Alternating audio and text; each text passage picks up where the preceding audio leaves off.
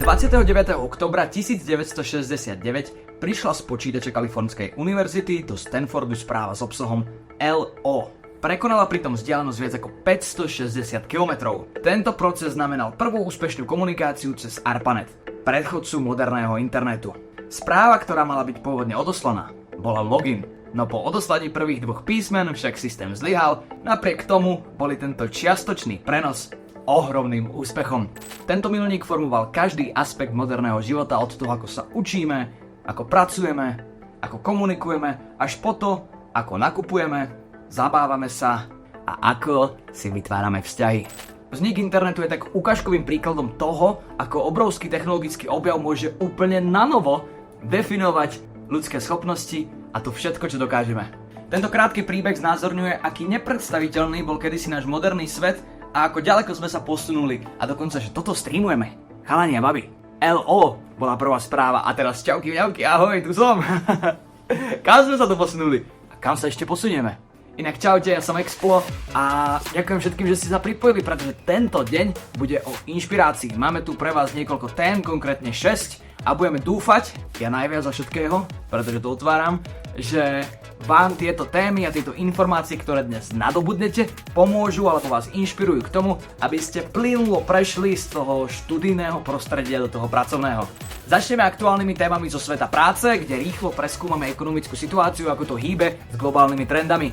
Ďalej vám pomôžem lepšie spoznať seba samých vďaka kariérnym a osobnostným typológiám.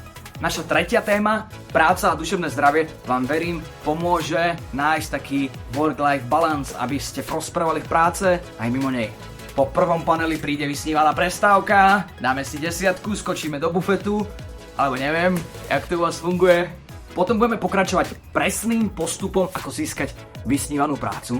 Neskôr budeme diskutovať o tom, ako vybudovať osobnú značku, ako zo seba spraviť brand, ako ho propagovať a zveľaďovať. A na samotný záver, zlatý kliniec programu, vám predstavím dôležité zručnosti pre 21. storočie, aby sme v tejto uponáhlenej dobe, plnej technológií, dokázali vyniknúť a nestratiť sa. Nech nám umelé inteligencie a ostatné inteligencie nezoberú prácu. Alebo tak. Čo ja o tom viem? Možno celé toto video je AI. Ha! Že by bolo, ne? Aktuálne sledujete vysielanie Redicon spolu s tisíckami ďalších stredoškolákov z celej krajiny. Počas vysielania budeme do našich Insta Stories prezdieľavať vaše zaujímavé storky a 3 najkreatívnejšie stories odmeníme poukážkou v hodnote 50 eur do internetového obchodu Alza. Ak teda chcete mať tisícky zliadnutí a šancu na výhru, tak nás tagnite, náš Instagram účet môžete aktuálne vidieť na vašej obrazovke. Poukaz na 50 eur do internetového obchodu Alza môže zároveň získať ďalších 50 z vás. Stačí, ak nám pošlete spätnú väzbu na naše vysielanie. QR kód k dotazníku pre spätnú väzbu vám ukážeme na konci vysielania a výhercu vyžrebujeme už zajtra. Takže zostaňte do konca. A v neposlednom rade by som sa chcel poďakovať všetkým, vďaka ktorým je toto online podujatie realitou. Od našich milujúcich učiteľov až po našich ctených partnerov. A vďaka tomu všetkému to môže byť zadarmo. Takže sa pohodlne usaďte a ideme sa vzdelávať a inšpirovať a možno sa trochu aj zasmejete. Dámy a páni, srdečne vás vítam na Redicone. Poďme sa porozprávať o generácii Z. Tých ľudí, čo ukazujú srdiečko takto. Haló? Dosť dobre, musím uznať, lebo akože generácia Z, to ste vy všetci. Generácia Z, ktorá do roku 2025 bude tvoriť viac ako štvrtinu celkovej pracovnej sily. Takže vstup generácie Z na pracovný trh nespraví len takú malú vlnku. To bude normálne, že tsunami. A dnes sa naučíme na tej vlne surfovať. Občas možno pádnete dole do korálov, oškrete sa, voda vám natečie do nosa, ale vy potom spravíte, viete čo? Zrobte to do srdca. Lebo kto to vymyslel, ale že, aké cool. Ešte raz, generácia Z, klobúk dole za toto. Keby ste už nič viac nepriniesli na trh práce, tak toto bol veľký objav. Ale to bolo smiechu, nie je to úplne stále tak ružové, pretože výskumy z roku 2023 hovoria, že generácii Z sa docela ťažko vstupuje na ten trh práce. Majú možno vysoké očakávania, dokonca viac ako polovica zamestnávateľov si hovorí, že mladí ľudia nie sú pripravení vstúpiť do klasickej roboty. A ja vám to hovorím ako influencer na dôchodku. Dôvodmi sú vysoké platové očakávania, nechuť k práci od 8 do 4 a ich slabá pracovná morálka. Ha? Kúkam sa na vás. Ja neviem takto srdce ukazovať. Kde máte morálku? Nie, sorry, ja vás chcem inšpirovať, ale ja to robím cez humor. Presúďme sa do apríla 2023, kde až 74% manažerov sa vyjadrilo, že prácu s mladými ľuďmi považujú za problematickejšiu, ako to bolo s predchádzajúcou generáciou. Opisujú ich ako privilegovaných, s problémom začleniť sa, či dokonca s nedostatočnou motiváciou. No a tu je otázka za milión, ktorú si každý kladie. Ako teda získam skúsenosti, keď ma nikto nezamestná? Treba ale povedať, že vaša generácia má aj pozitíva, čo sa týka pracovnej sféry, napríklad prepúšťanie zvládate veľmi statočne. Takisto netúžite po práci vo veľkých korporátoch, ste oveľa flexibilnejší, radi sa začleníte, máte skôr chuť explorovať a nie je to len o výplate, pretože vaša generácia nehľadí len na peniaze, aj keď jasné dôležité, ale hľadá, aby robili aj niečo zmysluplné a hlavne pre nich, čo je dosť cool. A presne táto túžba po zmysluplnej práci odzrkadľuje posun smerom k pozíciám, ktoré poskytujú určité naplnenie, sú komunitnejšie a možno dávajú príležitosť urobiť svet lepším miestom. No nie ste vy snílkovia, ale jaké krásne. Toto presne ale inak potrebujeme. Ja si z toho robím trošku aj srandu, ale prosím, zmysluplne. Nezmyslov tu je dosť. Napriek tomu, ako sa celý svet modernizuje a digitalizuje, čerství absolventi uprednostňujú ľudský prístup. Nenaháňajú sa za prácou na diaľku či z domu a v kariére preferujú hybridný model. A hoci sú si istí svojimi schopnosťami, sú si dobre vedomí aj aktuálnej technologickej vlny, čo odráža aj, že až 3/4 plánujú zlepšiť svoje technologické zručnosti, aby nezaostávali. Kľúčovým slovom je preto flexibilita. Generácia Z nehľada len prácu. Hľada prácu, ktorá by vyhovovala ich životnému štýlu, ich potrebám, a to je aj dôvod, prečo generácia Z oveľa častejšie mení práce alebo pracuje na živnosť. Mladí ľudia teda nielen vstupujú na trh práce, ale aj ho výrazne ovplyvňujú. A tam vzadu som počul, že aká je teda situácia na pracovnom trhu? To vám vysvetlím. Do roku 2030 bude musieť jeden zo 16 zamestnancov v 8 hlavných ekonomikách zmeniť kariéru. Za čo môže pandémia? Rast pracovných miest sa bude viac koncentrovať na vysoko kvalifikované pracovné miesta, napríklad v zdravotníctve alebo v oblasti vedy, technológiách, strojárstva a matematiky. V každom prípade je čas sa prispôsobiť a pripraviť sa na zmenu. Svetové ekonomické fórum zdôrazňuje, že rola technológií v biznise je a buď dôležitá. A predpovedá, že ich prijatie bude v najbližšej dobe kľúčové. Hovoríme tu o významných zmenách zo sveta IT, veľké dáta, cloud computing a umelá inteligencia. Pričom až 75% firiem plánuje začať týchto silných hráčov používať. Táto technologická revolúcia nie je len o nových vymoženostiach a algoritmoch, ale práve otvára kopu nových príležitostí a pracovných ponúk a miest a zameraní. Tak sa poďme pozrieť, aké sú trendy, čo sa týka trhu práce. Pravdepodobne ste už počuli o tom, že umelá inteligencia nám ukradne prácu. Ak ste o tom nepočuli, tak ja som to hovoril na začiatku a fakt by ste ma mohli počúvať. No ale v skutočnosti je skôr tvorcom práce, ako jeho zlodejom. Taký Robin Hood, alebo tak. Namiesto ohrozovania ľudskej pracovnej sily má podporiť pracovné príležitosti. Umelá inteligencia pomáha zrýchliť krivku učenia, vďaka čomu sa každý ľahšie zoznámi s novými špecializáciami. Umelá inteligencia môže posilniť naše schopnosti, takže môžeme lepšie a efektívnejšie využiť našu prirodzenú povahu a byť tak spoločenskými a inovatívnymi bytostiami. Skrátka, umelá inteligencia so všetkými svojimi schopnosťami o naberaní a spracovaním údajov je skôr asistent a pomocník, než aby to bol nejaký náš nový šéf alebo kolega. Tak možno je čas sa s ním naučiť pracovať. Napríklad nepomohla s týmto scenárom. Si myslíte, že toto všetko by som ja vymyslel z hlavy? Túdle!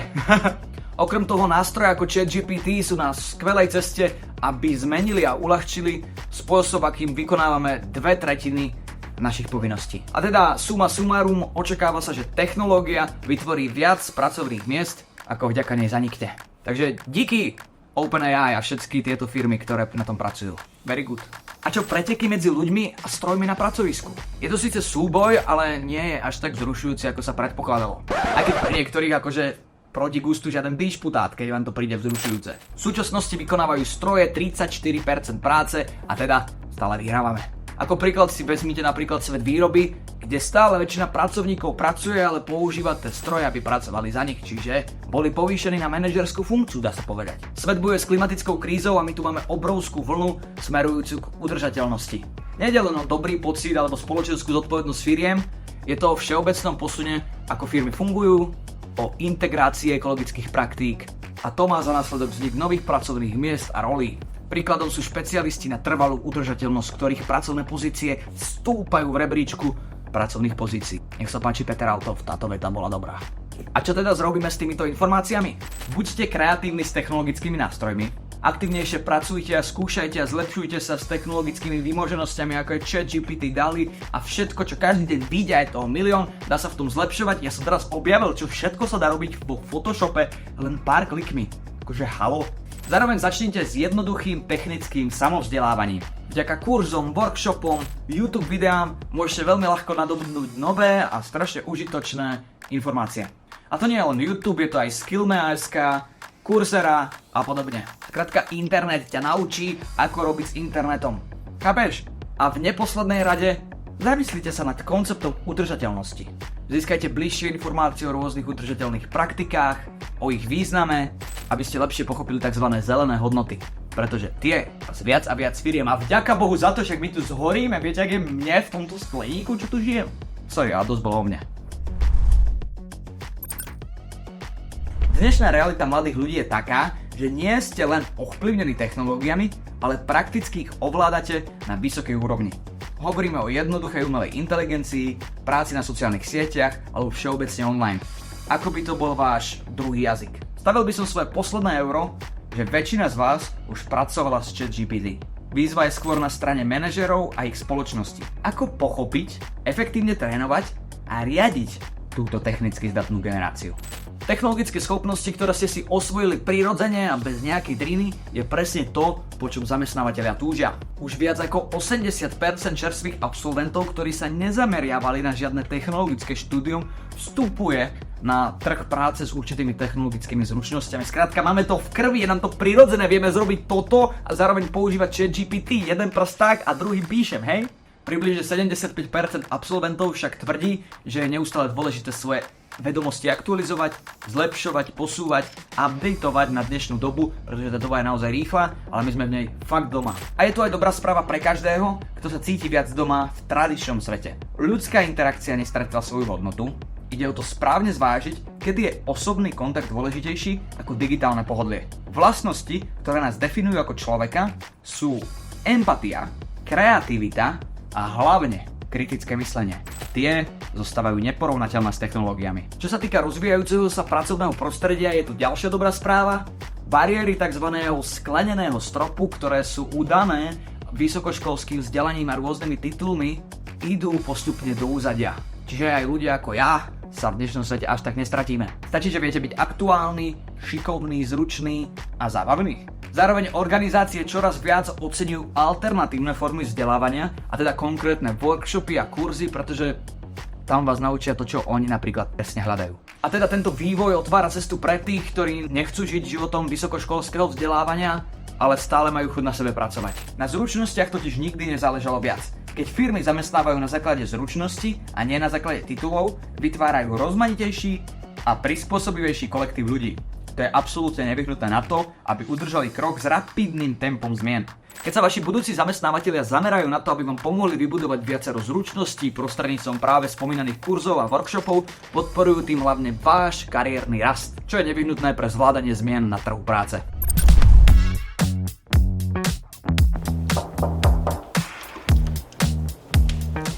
Dobrý deň, vitajte u nás v Centrálnom laboratóriu v Bratislave. Máš rád technológie, inovácie a láka ťa práca v zdravotníctve? Naše labáky sú vybavené najmodernejšou technikou a denne vyšetríme tisícky vzoriek.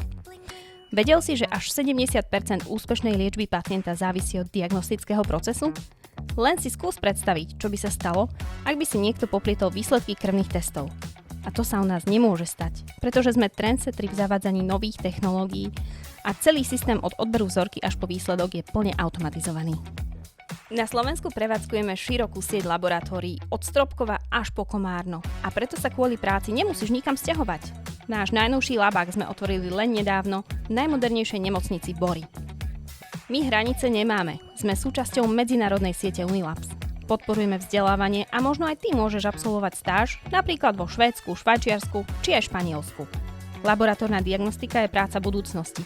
S ňou sa vo svete nestratíš. Niekedy to u nás vyzerá ako v centrále Avengers. Každý náš kolega má jedinečnú superschopnosť. Napríklad kolegyňa Anka dokáže odhaliť príčiny dedičných ochorení. Jožko prečíta genetický kód a Fero reže tkanivá na plátky tenšie ako mušie krídla. Trošku preháňam, skutoční superhrdinovia nie sme my. Sú nimi všetci pacienti, ktorým diagnostikujeme ochorenia, s ktorými musia bojovať oni. Naším poslaním je prinášať včasnú diagnostiku, ktorá v niektorých prípadoch aj zachraňuje životy. A ako vnímajú prácu u nás naše mladé talenty? Ahoj, ja som Natália a pracujem ako laborantka na patológii. A nie, nerobím pitvy, ak ti to napadlo ako prvé. Venujem sa hlavne preoperačnej biopsii a prípravy bioptického materiálu. Do Unilabs som nastúpila hneď po škole a vďaka adaptačnému programu som rýchlo zapadla do kolektívu a zabehla sa v práci. Keďže som v Bratislave študovala, chcela som tu zostať aj po škole a preto som využila možnosť bezplatného ubytovania, vďaka čomu som sa rýchlejšie mohla postaviť na vlastné nohy. Páči sa mi tiež moderné prostredie a možnosť učiť sa od skúsených kolegov, ktorí sú špička vo svojom odbore. Ahojte, volám sa Vladom a pracujem ako laboratórny diagnostik na lekárskej genetike. Práca v genetike je veľmi fascinujúca a je možné pozorovať, ako sa vďaka novým vedomostiam a technológiám stále posúva vpred. Keďže sa stále snažím myslieť na budúcnosť, tak ma teší aj príspevok do 3. piliera. Určite neváhajte a zamestnajte sa v Unilabs. Ups, tu zatiaľ nikto nie je. Kľúče od tvojej novej kariéry aj od nového bytu nájdeš u nás. Si pripravený pripojiť sa k nám a zmeniť svet zdravia? Možno sa uvidíme čoskoro aj osobne práve vo vašej škole, ktoré postupne obiehame. Sleduj nás na Instagrame Unilabs Práca budúcnosti a daj nám vedieť, ako sa ti páčia naše komiksové príbehy superhrdinov z Unilabsu. Viac info o nás nájdeš aj na webe unilabs.sk/kariéra. Prajeme ti šťastnú ruku pri výbere tvojho budúceho zamestnania. Dovidenia.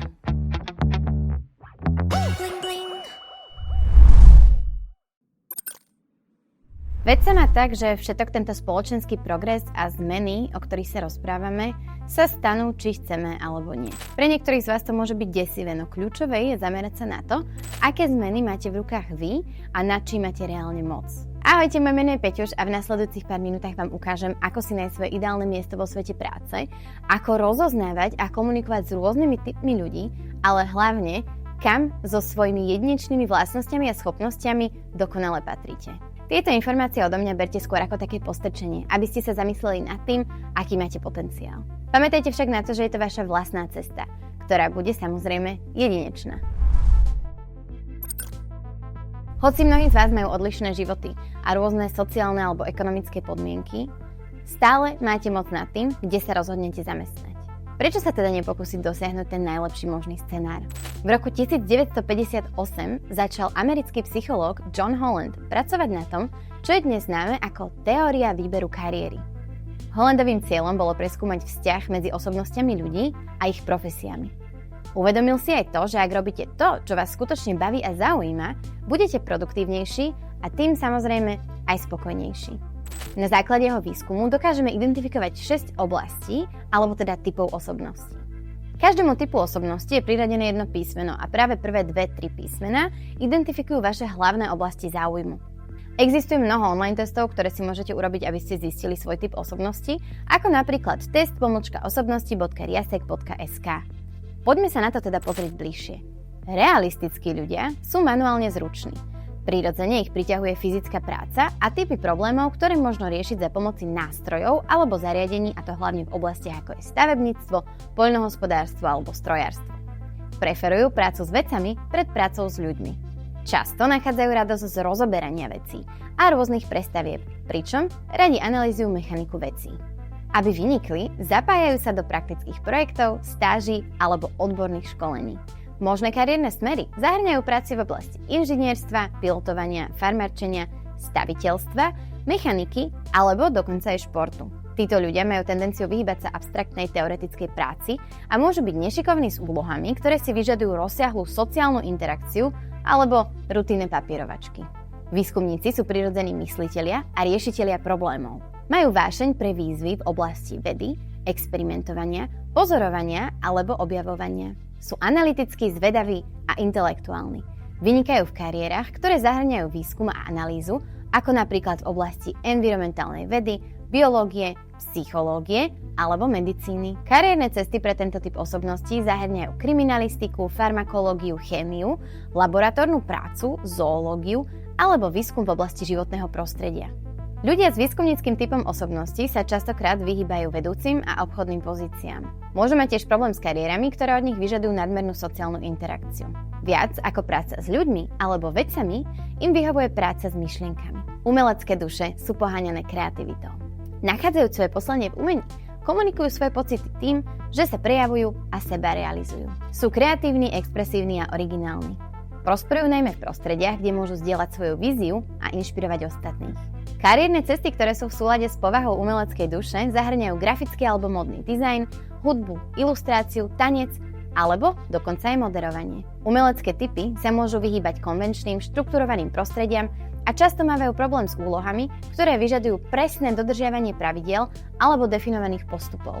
Oveľa radšej sa zaoberajú nápadmi ako nejakými praktickými záležitosťami. Sociálne typy prosperujú pri pomoci a navigovaní iných. To ich robí ideálnymi typmi pre úlohy v oblasti zdravotníctva alebo vzdelávania. Sú prirodzene empatickí a podporujúci, s hlbokou schopnosťou stotožniť sa a súcitiť. Často sa stavajú dôverníkmi a vždy sa na nich dá spoľahnúť. Kariérne cesty, ktoré im vyhovujú, zahŕňajú poradenstvo, prácu v policajnom zbore, zdravotníctvo a medicínu, sociálnu prácu, podporné pracovné pozície v biznise alebo špeciálnu pedagogiku. Ich slabé stránky môžu zahŕňať zanedbávanie vlastných potrieb pri sústreďovaní sa na pomoc iným, vyhýbanie sa súťaživým prostrediam alebo príliš analytickým spôsobom práce. Podnikaví jednotlivci sú fantastickí v presviedčaní. Sú to dobrodružní vizionári a odvážni vodcovia, ktorých priťahuje práca v oblasti podnikania, politiky alebo marketingu. Ide o dynamických, ambicióznych a charizmatických ľudí, ktorí vynikajú v prostredí, kde môžu využiť svoje komunikačné schopnosti a strategické myslenie na dosiahnutie inovatívnych a optimistických cieľov. Vhodné kariérne cesty zahŕňajú politiku, podnikanie, konzultačné smery, právo, manažment, cestovné agentúry alebo promotérstvo a vzťahy s verejnosťou. Ich slabé stránky sú napríklad netrpezlivosť s detailnými úlohami. Majú sklon vyhýbať sa kariéram, ktoré vyžadujú výraznú pozornosť na detail. Oveľa radšej pracujú s ľuďmi a nápadmi ako s vecami. Konvenční alebo kancelárski jedinci oceňujú poriadok a štruktúru. Vynikajú v úlohách, ktoré zahŕňajú dodržiavanie postupov, prácu s dátami alebo číslami. Taktiež plánovanie práce alebo rôznych udalostí. Sú organizovaní, metodickí a spoľahliví. Majú talent pre zavádzanie poriadku do chaosu, vytvárajú systémy, ktoré zvyšujú produktivitu a efektivitu. Kariérne cesty, ktoré sú pre týchto ľudí ako stvorené, sú napríklad účtovníctvo, správa databázy, kancelárska práca, knihovníctvo, bankovníctvo alebo úradníctvo. Medzi ich slabé stránky patrí neochota prijímať zmeny a sklon vyhýbať sa nejasným alebo kreatívnym úlohám, ktoré vyžadujú myšlienkovú flexibilitu. Radšej pracujú s číslami a slovami ako s ľuďmi a nápadmi. Teraz si povieme, ako môžeme tieto informácie pretaviť do praxe. V prvom rade si tak ako ja môžete spraviť online test osobnosti.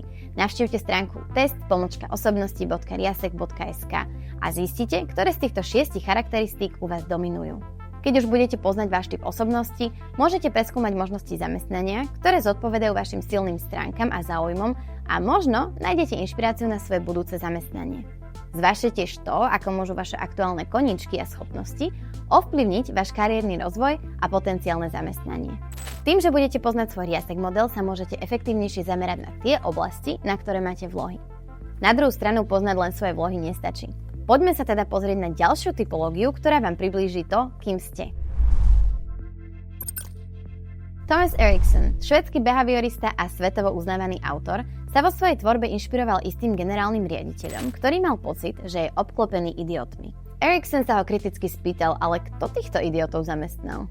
Eriksonov prístup k tomu, akými štýlmi navzájom komunikujeme, je pozoruhodný pre svoje praktické využitie. Bez ohľadu na to, či sa snažíte sami sebe lepšie porozumieť, alebo sa snažíte len efektívnejšie komunikovať s ľuďmi okolo vás, táto typológia je presne pre vás.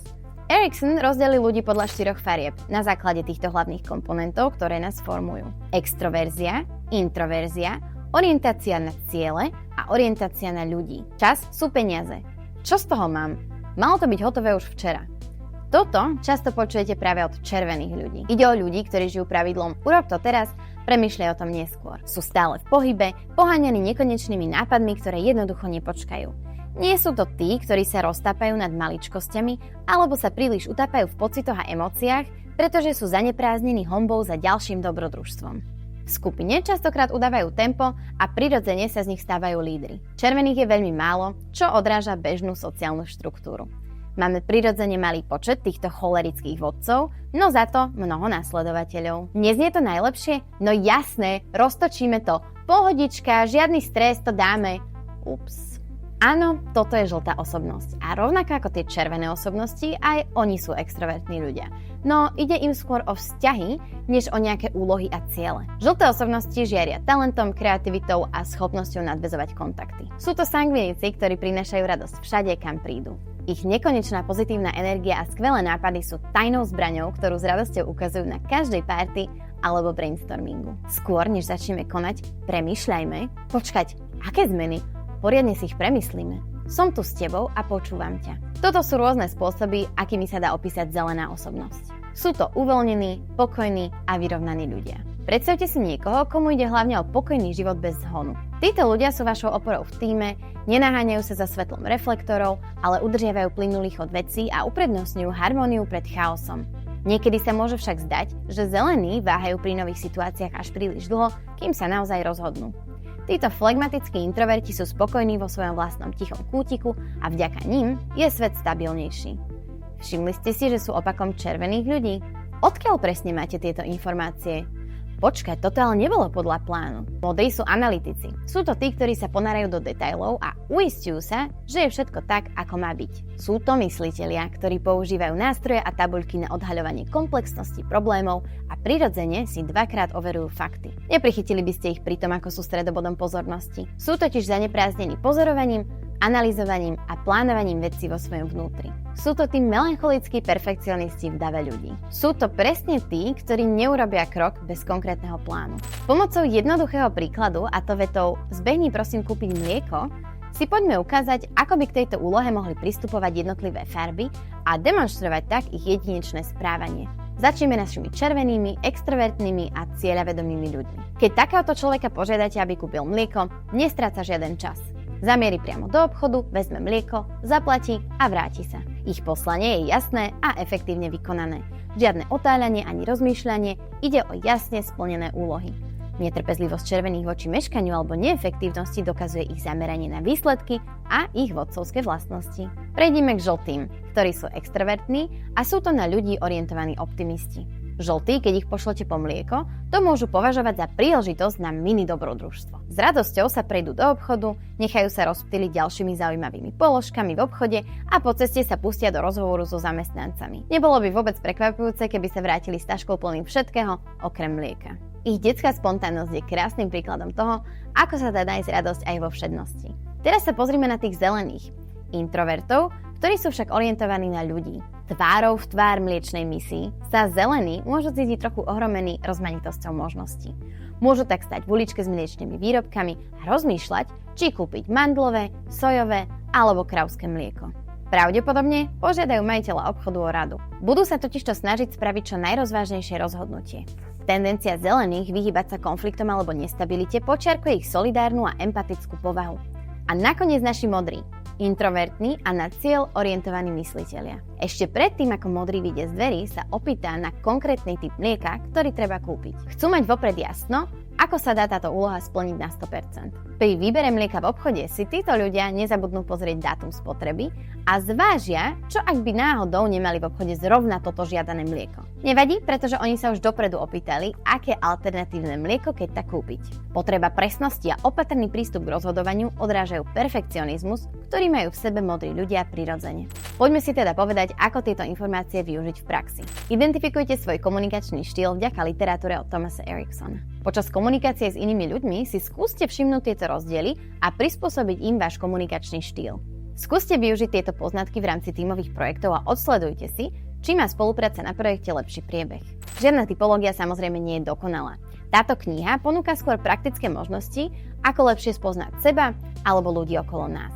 U väčšiny z nás dominujú práve dve farby, takže by bolo veľmi ťažké nájsť niekoho, kto je prototypom len jednej. Či už sme červená a žltá farba, ideálna napríklad pre marketing, alebo modrá a zelená, perfektná pre projektový manažment. Všetci sme do určitej miery zmesou, ktorá ukazuje rôznorodú, ale zároveň prepojenú povahu našich osobností. Nebojte sa teda spoznať samých seba lepšie. Dá sa to napríklad touto cestou.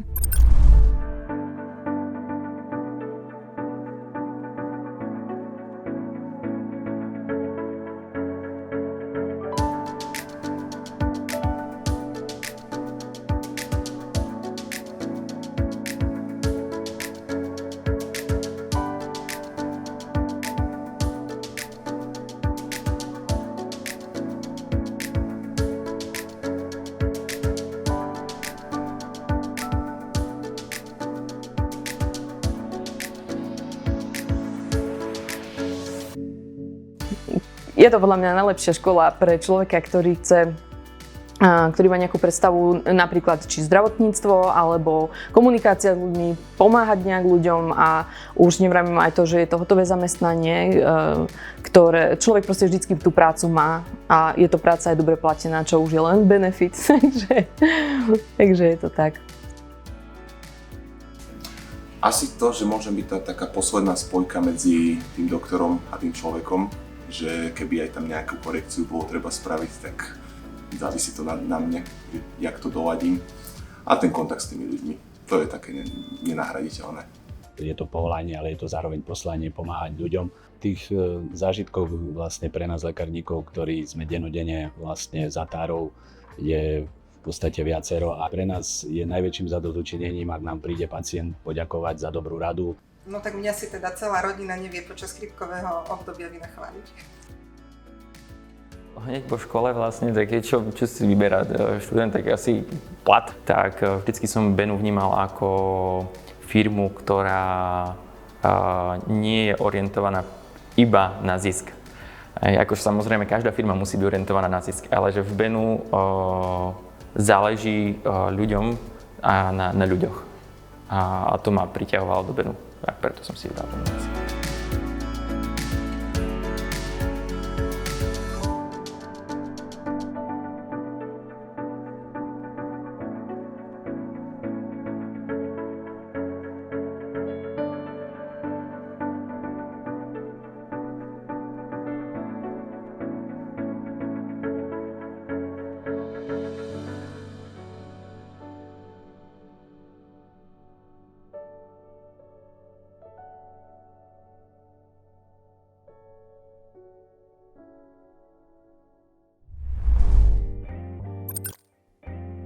Bez ohľadu na to, aká ste farba, všetci sme ľudia s emóciami. V prieskume spoločnosti McKinsey & Company z roku 2022 generácia Z zaznamenala pozoruhodne vysokú mieru problémov s duševným zdravím. A viac ako polovica dostala diagnózu duševnej choroby. Je to seriózny problém, no na tejto lodi sa neplavíte sami. Volám sa Matúš Okejček a rád by som sa spolu s vami pozrel na vzťah duševného zdravia a práce. Vedeli ste, že firmy stratia až 32 dní produktivity kvôli depresii zamestnancov? Je to pripomienka toho, aké dôležité je v zamestnaní prosperovať bez újmy na duševnej pohode. Ale nezabúdajme na horskú dráhu, na ktorú nás zobrala pandémia. Napriek tomu, že sa svet po väčšine z pandémii spamätal, zamestnanci stále cítia vysokú mieru stresu. To je dôvod, prečo väčšina zamestnancov potichu končí. Inak povedané, svoju prácu už nevykonávajú s nadšením. Je to škoda, lebo pocit zmysluplnosti v práci je dôležitý práve pre znižovanie stresu. A čo tak rovnováha medzi pracovným a súkromným životom, inak povedané work-life balance. Štúdie dokazujú, že pracovať viac ako 45 hodín týždenne je škodlivé nielen pre fyzické, ale aj duševné zdravie. To neznie ako sranda však, pretože rovnováha medzi pracovným a súkromným životom je o tom, aby ste dosiahli zlatý stred, kde sa neprepracujete a stále máte čas na ľudí a činnosti, ktoré vás bavia. Prieskum duševnej pohody v práci zdôrazňuje, že potreba zdravého pracovného prostredia nebola nikdy dôležitejšia ako je dnes. Pričom 84% ľudí má svoju duševnú pohodu ako hlavnú prioritu, čo je asi správne. A nezabudnime ani na úzkosť pri hľadaní zamestnania, teda nepohodlie, ktoré zažívame, keď si hľadáme novú prácu. Je to veľmi bežné a môže sa to stať každému bez ohľadu na vaše skúsenosti alebo kvalifikáciu. Ale nebojte sa, nie sme tu len na to, aby sme hovorili o problémoch, sme tu, aby sme hovorili o riešeniach.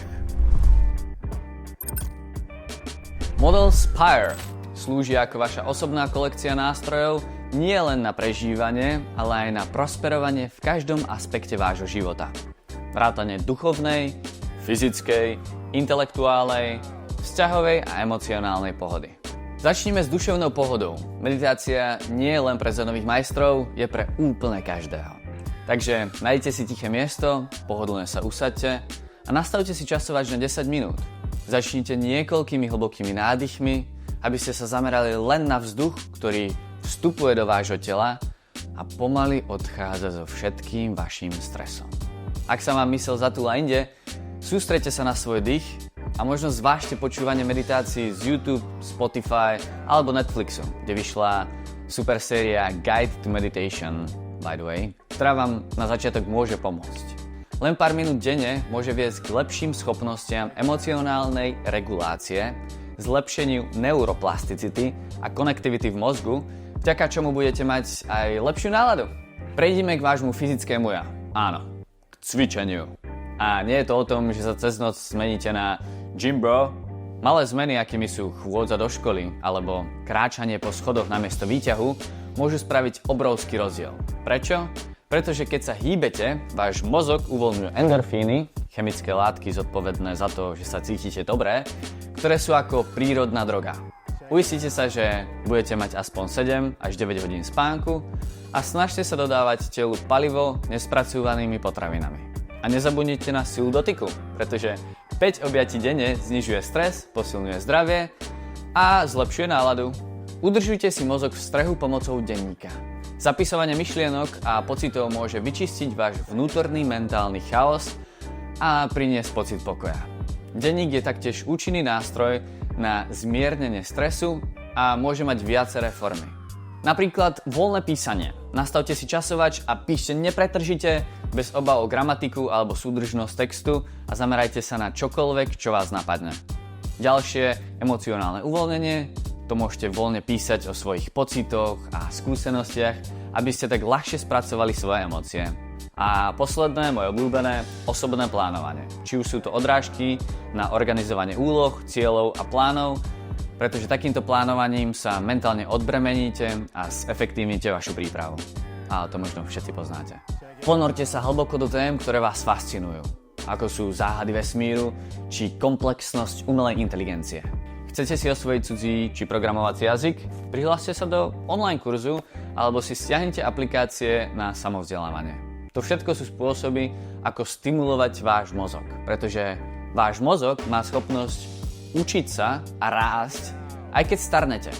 Proces sa nazýva plasticita mozgu. Ale aby to tak bolo, musíte ho pravidelne trénovať. Teraz si povedzme niečo o vzťahoch. Vyvážiť prácu so záľubami a spoločenskými aktivitami nie je len zábava, je to nevyhnutné pre tvorivé šťavy vášho mozgu. Výskum hovorí, že silné sociálne vzťahy a vzájomná podpora sú najlepším predpokladom duševného zdravia v čase vysokého stresu. V skratke, nájdete si super kamarátov, ktorým sa môžete vyplakať na pleť. Ale pri budovaní vzťahov s ostatnými neprehliadnite ten najdôležitejší vzťah zo všetkých. Vzťah so sebou samým. Pretože tráviť čas o samote je nevyhnutné na podporu sebauvedomenia a introspekcie, čo vám umožňuje spojiť sa so svojimi vlastnými potrebami, túžbami a pocitmi. Táto samota môže mať rôzne podoby, ako napríklad meditácia, venovanie sa svojim koníčkom alebo jednoducho prechádzka v prírode. V neposlednom rade preberme emočné zdravie. Tu vstupuje do hry vďačnosť. Zameraním sa na to pozitívne doslova preprogramujeme svoj mozog, aby ste boli šťastnejší a odolnejší. Pretože zmeníte svoje prírodzené tendencie vnímať len to zlé alebo nebezpečné, čo máme od našich pravekých predkov, lovcov a zberačov, čo museli non-stop žiť v strese. Toto nové nastavenie mozgu vedie k zlepšeniu nálady, lepšiemu spánku, zníženiu stresu a celkovému pocitu pohody. V podstate to je hacknutie biologických systémov tela. Začnite tým, že si uvedomíte, alebo napíšte 5 vecí, za ktoré ste každý deň vďační. Predstavte si každú osobu, skúsenosť alebo iný faktor, za ktorý ste vďační. Počuli ste už o umení nič nerobiť? Čím viac popri práci robíme iné veci ako napríklad pozeranie filmov, čítanie kníh, cestovanie, návšteva pamiatok, zažívanie nových chutí, vôní, zážitkov, tým viac nových nervových dráh si vytvárame a to je účinný spôsob podpory kreativity. Keďže kreativita je dôležitá pre väčšinu vedomostnej práce, vyhradenie dostatočného času a energie na iné aktivity ako prácu podporuje kreativitu. Teda niekedy to najlepšie, čo môžeme pre svoju prácu urobiť, je nepracovať. Aby však toto nebola vaša výhovorka stať sa lenivými, mnohé známe úspešné spoločnosti a organizácie si spočiatku vyžadujú veľa hodín práce a niekedy to môže byť extrémne. Inak by sme nemali spoločnosti ako Apple, Microsoft, Meta a iné giganty. Kľúčovým posolstvom je mať vždy na pamäti svoje ciele a ambície a podľa toho investovať do práce toľko času, koľko považujete za potrebné. Ale pamätajte, šťastný život nie je o neustálej eufórii, ide o celé spektrum emócií. Začlenením týchto praktík do každodenného života si pripravujete pôdu pre bohatšiu a plnohodnotnejšiu osobnú či kariérnu cestu. Tak čo, ste pripravení urobiť prvý krok?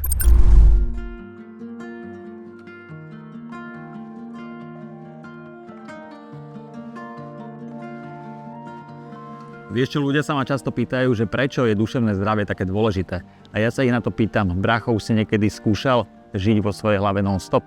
To nie len tak.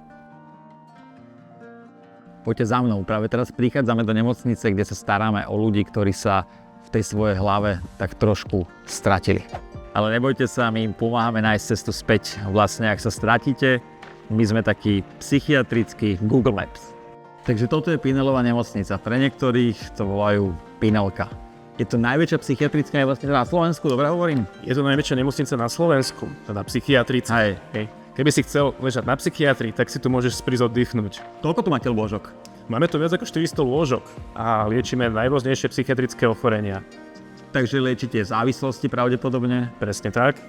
Nejaká schizofrénia? Nejaká schizofrénia, ale aj depresia, demencie, neuropsychiatrické ochorenia. Je pravda, že teraz je tej depresii viacej? Najmä v posledných rokoch to naozaj stúpa. Ľudia proste zvyšujú sa nároky na nich, doba je ťažká. Dobrý deň. Takže Janka, tu sa liečia ľudia s rôznymi duševnými poruchami, to sú schizofrénie, depresie, nejaké závislosti? Sú to aj pacienti s únavovým syndromami, fóbiami či poruchami príjmu potravín. Skutočne široké spektrum. Pomáhame teda tým, ktorí sa snažia porozumieť a zlepšiť svoje duševné zdravie bez ohľadu na výzvy, ktorým čelí ich myseľ. Každý tu nájde pomoc, ktorú potrebuje. Takže ak ti je jasné, čo sa deje s tvojím mozgom, tu u nás nájdeš všetky potrebné odpovede. Naše týmy sú zložené z doktorov, sestričiek, psychológov, sociálnych pracovníčiek a tak ďalej. A áno, aj SLAB môže byť sestrou. Našou hlavnou úlohou je komunikácia s pacientami a snažíme sa vyriešiť ich problémy.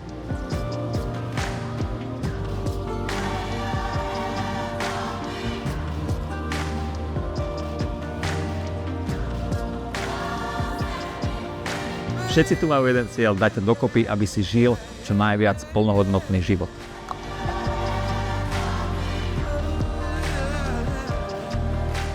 Takže technológia tu. Tak, ty kokos. Samé hady. No, používame napríklad aj virtuálnu realitu. CSko si na nej síce u nás nezahráš, ale je výborná na liečbu fóbií či iných stresových poruch. Tým, že naši pacienti v bezpečí môžu čeliť svojim strachom a tým sa naučia s nimi efektívne narábať. Takže, ak tvoja hlava potrebuje pomoc, tak sme tu pre teba. A nezabudni, aj tvoja myseľ si zaslúži oddych a starostlivosť.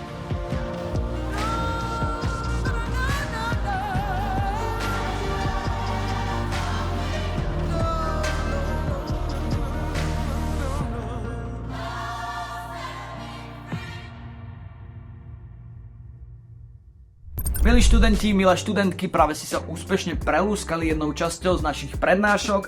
Ďakujem za všetky stories, na ktorých nás označujete. Pokojne pokračujte, pretože na konci vyžrebujeme 3 z vás, ktorí dostanú fantastickú 50-eurovú poukážku do obchodu Alza, takže najkreatívnejšie 3 stories vyhrávajú. Vy označujte, dajte si prestávočku, choďte sa napiť, vycikať na záchod. Vidíme sa znova, vidíme sa opäť už o 10 minút. Každá prvá práca je nejaká. Niekedy je zvláštna, niekedy je trochu creepy a niekedy si hovoríš what? Tvoja prvá práca nemusí byť absurdná. Na stránkach profesia.sk si jednoducho vytvoríš životopis a nájdeš prácu, ktorá dáva zmysel. Sleduj Profesia.sk na TikToku a získaj náskok pred ostatnými.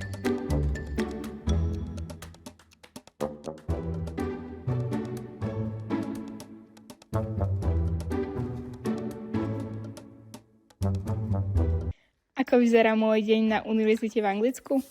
Ráno rýchla sprcha, hneď po nej som samozrejme musela deň začať kávou. Navarila som si skorší obed, keďže som školu začínala trošku neskôr. Popri obedovaní som sa stihla nachystať, no a tu už mierim do školy. Ja akurát sa nachádzam už v areáli nášho kampusu. Zvyknem do školy chodiť pešo, keď tu mám nejakých 15 minút. Mala som také pomalšie ránko, skorší obed, keďže mám školu dnes od 12. do 5. Akurát merím do knižnice, podpísať nejaké e-maily a potom ma čaká prednáška aj seminár z psychológie. Tak poďte za mnou. Ale ešte predtým vám ukážem, že v akom nádhernom prostredí sa nachádza náš kampus. No povedzte, kto by nechcel študovať v takomto krásnom zelenom prostredí? Tu vás vítam už v našej knižnici, ja som si našla miestečko, podpísala som si na spomínané e-maily, taktiež pozrela materiály na najbližšiu hodinu, keďže dnešnou topik bolo health and safety a tu sa to naozaj neberie na ľahkú váhu. Spravili sme si na úvod kvíz, toto je veľmi známa EpiPen, ktorá sa používa na silné alergické reakcie. Tu nás vyslali nájsť najbližší defibrilátor v areáli a samozrejme naučili sme sa ho aj správne používať v prípade, ak sme ho museli použiť, za čo som ja veľmi rada. Ja sa hlásim už úspešne z postele, takto večer si zvyknem len pustiť nejaký film alebo prečítať dobrú knihu. Momentálne sa venujem dokončovaniu CVčka na magisterské štúdium, ale čoskoro to dokončím a potom už len vypnúť svetla a spať. Držím prsty na tej vašej ceste k štúdiu bez hraníc. Oplatí sa to, stojí to za to.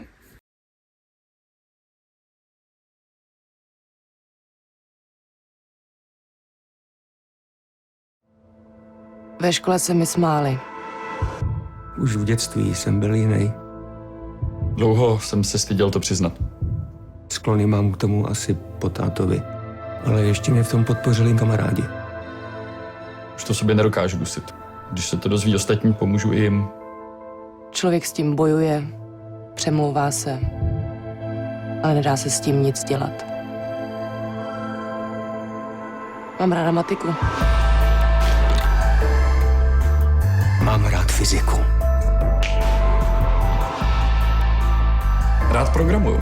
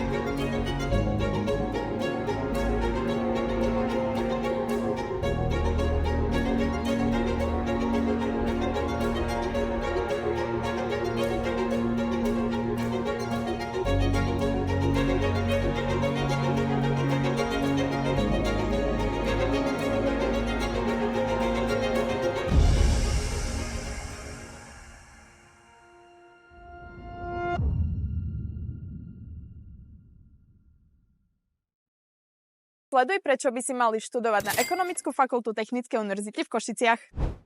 Nenaučíme ťa pracovať len v programoch na počítačoch, ale aj kedy a kde investovať. Naša fakulta ti otvorí dvere do sveta, aby si nemusel sedieť doma na gauči, ale študovať v angličtine či francúzštine a vycestovať do viac ako 40 krajín sveta. Investuj do seba a vidíme sa na EKF Tuke.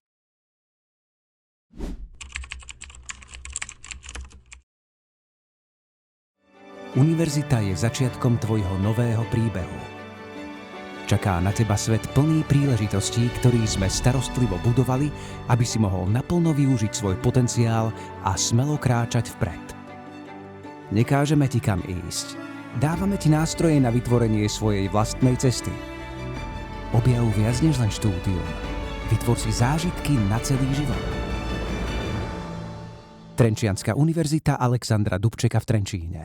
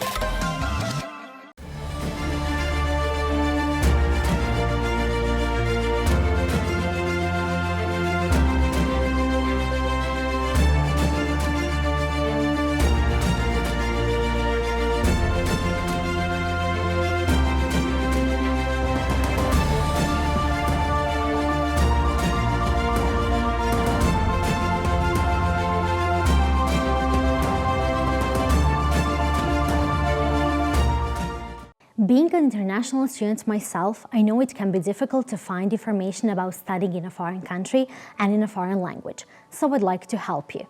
To begin, let me give you a brief introduction. Our university was founded in 1919. Today, it has 26 members covering all fields of study. Every year, about 40,000 students broaden and deepen their knowledge and skills at our institution. And among them, many are international students from more than 100 countries. You do not have to pay a tuition fee for bachelor's and master full-time studies if you come from an EU country or from a non-EU country with which Slovenia has concluded bilateral agreement on tuition fee waivers. The chance to have a new experience as an international student, learn a new language, meet new people, and see the world in a different light is actually the best thing you can give yourself. And Slovenia and Ljubljana are definitely places where you can experience this and much more.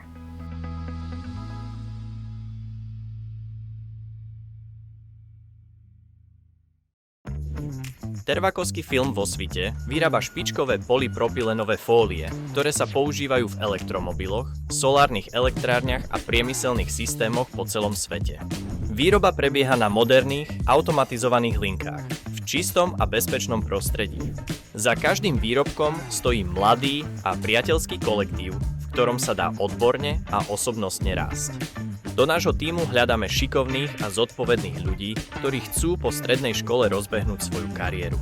Ponúkame nadpriemerné platové podmienky v rámci regiónu, odborné školenia a aj istotu dlhodobého zamestnania. Ak hľadáte prácu, ktorá má budúcnosť, Tervakovský film je miesto pre vás.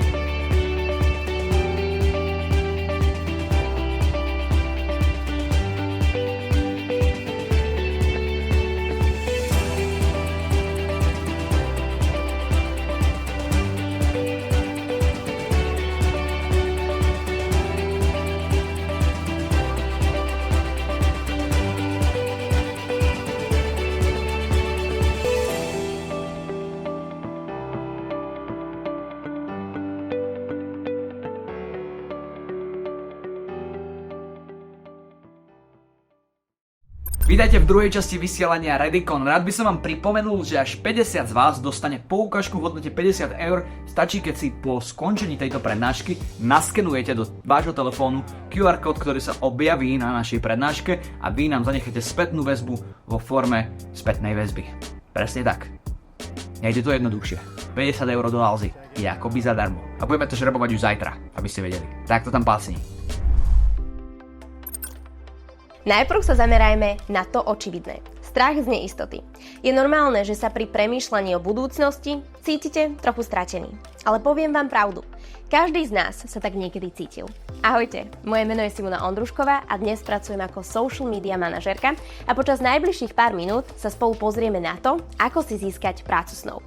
Ako sme už zdôraznili, adaptabilita, teda schopnosť prispôsobovať sa, nie je len stereotypné slovo. Je to vaša tajná zbraň. Nájsť si prácu snov nie je také jednoduché, ako vybrať si, kam pôjdete na dovolenku.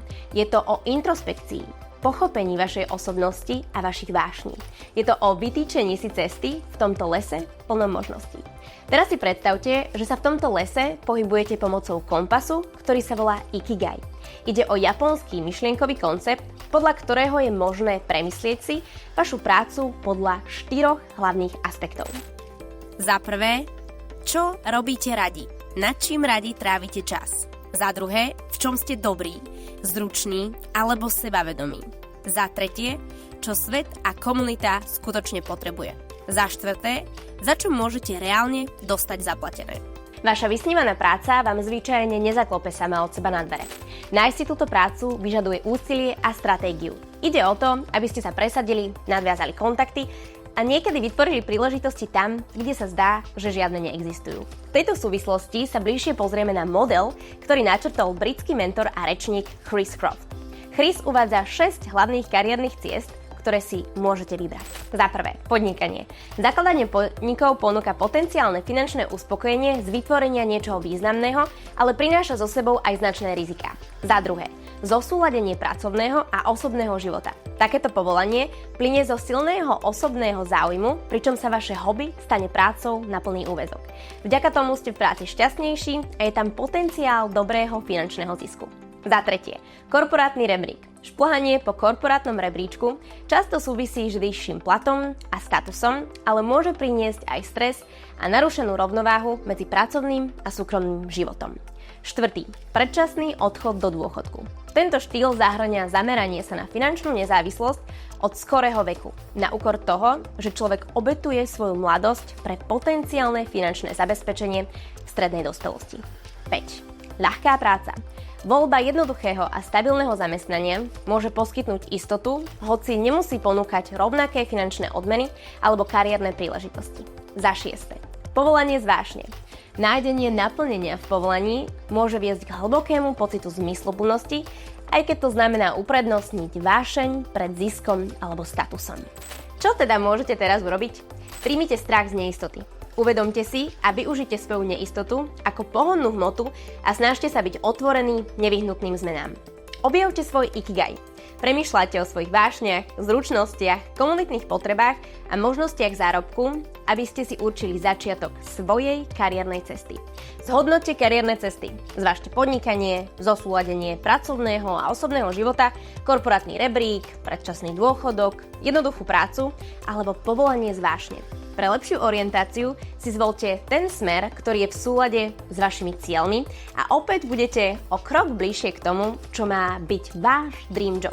Získať vysnívanú prácu v dnešnom svete je čiastočne umenie, čiastočne veda a veľa vytrvalosti. Na tejto ceste však nie ste sami. Poďme sa na to bližšie pozrieť. Takže, kde môžete začať s hľadaním práce? Začnite seba reflexiou. Spýtajte sa sami seba, čo očakávate. Zvážte svoje zručnosti, záujmy, Ikigai model či 6 typov práce podľa Chrisa Crofta. Preskúmajte odvetvia a spoločnosti, ktoré sa zhodujú s vašimi ambíciami. Využite webové stránky spoločnosti, publikácie o odvetví alebo kariérne platformy, aby ste zistili, aké požiadavky tieto spoločnosti majú. Buďte si vedomi požiadaviek pracovných pozícií, o ktoré máte záujem. Môže to zahŕňať špecifické skúsenosti, kvalifikáciu či zručnosti, ktoré si ešte musíte vybudovať. Nadviažte kontakty s odborníkmi vo vami požadovanej oblasti. Zúčastnite sa na podujatiach z odvetvia, navštívte workshopy či prednášky odborníkov alebo sa pripojte k príslušným online komunitám, aby ste získali ich rady. Čo si ďalej musíte pripraviť? Uistite sa, že máte aktuálny životopis, ktorý zdôrazňuje relevantné skúsenosti a zručnosti pre pozície, o ktoré sa uchádzate. Vytvorte si šablónu motivačného listu, ktorú možno prispôsobiť pre každú prihlášku.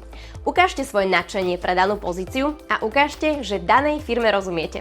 Vyčistite si profily na sociálnych sieťach od obsahu, ktorý by potenciálny zamestnávateľ nemal nájsť. Prezentujte svoje zručnosti a úspechy prostredníctvom multimediálneho obsahu, ako sú články, videá a podobne. Predcvičte si, ako sa v krátkosti predstavíte, alebo tzv. Elevator pitch. Buďte pripravení stručne komunikovať svoje zručnosti, schopnosti, skúsenosti a kariérne ambície, či už odborníkom z podujatí, ktorých sa zúčastníte, alebo na úvod pracovného pohovoru. Na všetky tieto 4 body sa bližšie pozrieme už o pár minút, no teraz vám predstavím najčastejšie chyby, ktoré ľudia robia počas hľadania práce. Jedným z hlavných chýb je rozptýlený prístup. Uchádzanie sa o všetko možné bez prispôsobovania žiadostí konkrétnym pozíciám, čo často vedie k nízkej miere odpovedí. Zamerajte svoje úsilie na príležitosti, ktoré sú v súlade s vašimi zručnosťami, záujmami a cieľmi. Kvalita je v tomto prípade dôležitejšia ako kvantita.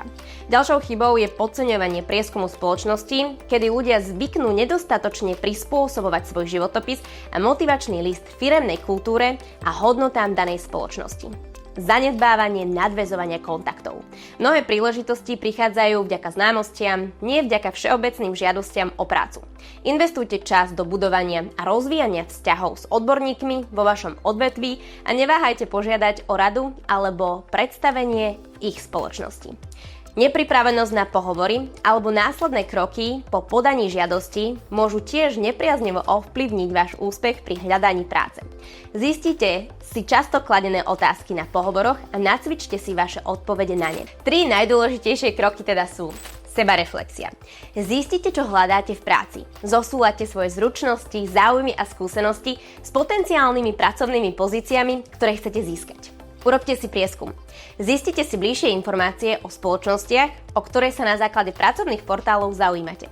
Prispôsobte svoj prístup tak, aby ste splnili požiadavky konkrétnej pracovnej pozície od konkrétnej spoločnosti. Dôkladne sa pripravte, aby ste sa vyhli bežným chybám. Aktualizujte svoj životopis, napíšte presvedčivý motivačný list, vyčistite svoj digitálny priestor a zdokonalte sa vo svojej sebaprezentácii. Cesta k nádeniu vašej vysnívanej práce si vyžaduje nielen vedieť, kde hľadať, ale aj dôkladnú prípravu a učenie sa z každého kroku tohto procesu. Ide o to, aby ste sa prezentovali ako najlepší kandidát nielen na papieri, ale aj osobne a online. Vypracovanie dokonalého životopisu a motivačného listu je viac ako len vymenovanie vašich skúseností. Ide o to, aby ste ukázali svoje úspechy, zručnosti a to, čo vás robí jedinečnými. Poďme sa pozrieť na to, ako by mal taký životopis a motivačný list vyzerať. Tvorba životopisu. Rozloženie a formát. Udržujte životopis formálny a ľahko čitateľný. Pre prehľadnosť používajte odrážky a zvolte čisté, jednoduché písmo, napríklad Arial veľkosť 12. Vždy prispôsobte svoj obsah. Prispôsobte svoj životopis každej žiadosti a zamestnaniu. Zdôraznite relevantné skúsenosti a zručnosti, ktoré zodpovedajú opisu pracovného miesta. Ľahko si tak zvýšite šance na pozvanie na pohovor. Vyčíslite dosiahnuté výsledky. Ak je to možné, používajte čísla na kvantifikáciu svojich úspechov. Namiesto riadenie tímu uvedte riadenie 10-členného projektového tímu. Kľúčové slová. Mnohé spoločnosti používajú softvér na skenovanie životopisov na špecifické kľúčové slová súvisiace s pracovnou pozíciou. Uistite sa, že ste zahrnuli relevantné výrazy z ponuky práce. Vzdelávanie a zručnosti. Uvedte svoje vzdelanie, certifikáty a všetky relevantné zručnosti. Nezabudnite na mäkké zručnosti, ktoré sú čoraz dôležitejšie. Neskôr počas vysielania budeme hovoriť aj o nich. Projekty a portfólio. V prípade potreby uvedte odkaz na svoje profesionálne portfólio alebo projekty, ktoré preukazujú vaše odborné znalosti. Aj málo je lepšie ako nič. Tvorba motivačného listu. Personalizácia. Ak je to možné, oslovte náborového pracovníka priezviskom. Osobný pozdrav je dôkazom pozornosti k detailom. Predstavenie. Jasne uvedte, o akú pozíciu sa uchádzate. Uvedte vašu motiváciu pre danú prácu, aby daný náborový pracovník hneď pocítil váš záujem. Váš príbeh. Podielte sa o krátky príbeh alebo príklad, ktorý vyzdvihuje vašu kvalifikáciu na to, čo prinášate na danú pozíciu. Uvedte ho v súvislosti s cieľmi alebo hodnotami danej spoločnosti. Prieskum. Preukážte znalosť spoločnosti a to, ako vaše zručnosti a skúsenosti zodpovedajú jej potrebám. Ukážte, že ste o spoločnosť prejavili záujem a niečo si o nej vyhľadajte. Výzva k akcii. V závere vyjadrite svoju ochotu podeliť sa o tom, ako môžete prispieť k rozvoju spoločnosti. Dodatočne spomeniem aj zo pár všeobecných odporúčaní. Využívajte online zdroje. Využite online nástroje na tvorbu životopisov a šablón, aby ste zjednodušili proces a zaistili dokonalý finálny produkt. Buďte struční. Váš životopis by mal mať rozsah jednej strany na každých 10 rokov praxe. Motivačné listy by mali mať približne 3 odseky. Korektujte. Preklepy a gramatické chyby znižujú dojem. Svoju prácu si 2-krát skontrolujte, alebo ju dajte skontrolovať niekomu inému. Zvážte možnosť použitia Grammarly alebo umelej inteligencie, ako napríklad chat GPT. Používajte aktívny hlas. Používajte aktívne slovesá ako viedol, viedla, rozvíjal, rozvíjala alebo zvyšoval, zvyšovala, aby ste urobili silnejší dojem. Neustále sa zlepšujte. Hľadanie práce berte ako proces učenia sa. Vyhľadávajte spätnú väzbu a podľa toho upravujte svoj prístup. Takže, čo je v praxi nutné urobiť? Vytvorte si profesionálny životopis s relevantnými úspechmi a kľúčovými slovami podľa toho, o akú pracovnú pozíciu sa uchádzate. Napíšte personalizovaný motivačný list. V ňom oslovte personalistu priezviskom, ktoré bude uvedené pri pracovnej ponuke. Vyžiadajte si spätnú väzbu k obom dokumentom. Požiadajte niekoho blízkeho, aby skontroloval váš životopis a motivačný list, či v ňom nie sú chyby a či je dostatočne relevantný. Nezabudnite, že životopis a motivačný list sú vaše osobné marketingové nástroje. Mali by odrážať nielen vaše minulé úspechy, ale aj váš potenciál. Významne prispievať k budúcnosti danej spoločnosti, do ktorej sa snažíte dostať. Venujte čas ich starostlivému vypracovaniu a buďte o krok bližšie k vysnívanej práci. Hoci niektorí môžu generáciu Z označovať za lenivú, iní tvrdia, že jednoducho v životnom štýle uprednostňujú flexibilitu pred tradičnými kariérnymi cestami. Na premostenie tejto generačnej priepasti je pre zamestnávateľov a aj pre vás dôležité, aby ste sa orientovali v pracovných očakávaniach a zároveň zostali autentickí. Kľúčom k úspechu je príprava. Preskúmajte danú spoločnosť, spoznajte jej hodnoty, poslanie, firemnú kultúru a nedávne projekty. Čím viac toho viete o spoločnosti, tým lepšie môžete prispôsobovať svoje odpovede tak, aby boli v súlade s jej cieľmi a hodnotami. Pamätajte, že vo vedomostiach je sila. Potom je to vaša osobná značka. Urobte si čas a zamyslite sa nad svojimi silnými a slabými stránkami a jedinečnými výhodami. Čo vás odlišuje od ostatných kandidátov? Akú hodnotu môžete priniesť? Na túto tému sa pozrieme bližšie už o niekoľko minút. Poďme sa bližšie pozrieť na samotný pohovor. Počas neho majte na pamäti metódu STAR. Situácia, úloha, činnosť, výsledok alebo Situation, Task, Action and Result. Táto metóda vás navedie k tomu, aby ste poskytli štrukturované odpovede s opisom konkrétnej situácie, vašej úlohy, prijatých opatrení a dosiahnutého pozitívneho výsledku. Napríklad pri otázke o náročnom projekte opíšte kontext svojej povinnosti, prijaté kroky a úspešný výsledok. Precvičte si svoje odpovede, aby ste počas pohovoru pôsobili sebaisto a pripravene. Nejde však len o to, čo hovoríte, ale aj o to, ako to hovoríte. Venujte pozornosť reči tela, tónu hlasu, očnému kontaktu, prejavte nadšenie, buďte vystretí a nezabudnite sa usmievať. Môže vám to výrazne pomôcť pri budovaní vzťahu s účastníkmi pohovoru a rozhodne budete vyzerať profesionálnejšie. Poďme si teraz povedať, aké dôležité je klásť otázky.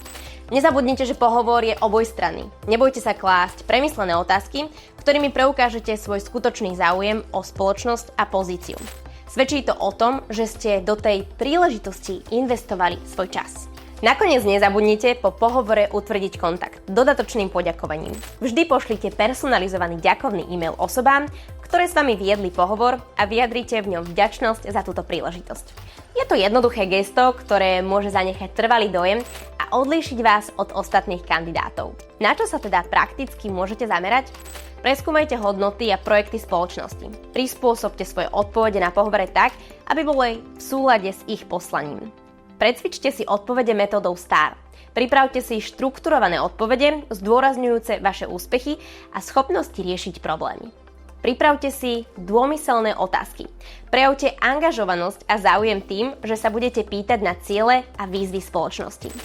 Na záver chcem povedať, že zvládnutie pohovoru si vyžaduje prípravu, sebadôveru a autentickosť. Vybavte sa základnými nástrojmi a stratégiami a choďte na každý pohovor s pozitívnym myslením a ochotou učiť sa. Ako to urobiť na budúce lepšie? So správnym prístupom budete na dobrej ceste k získaniu ideálnej práce.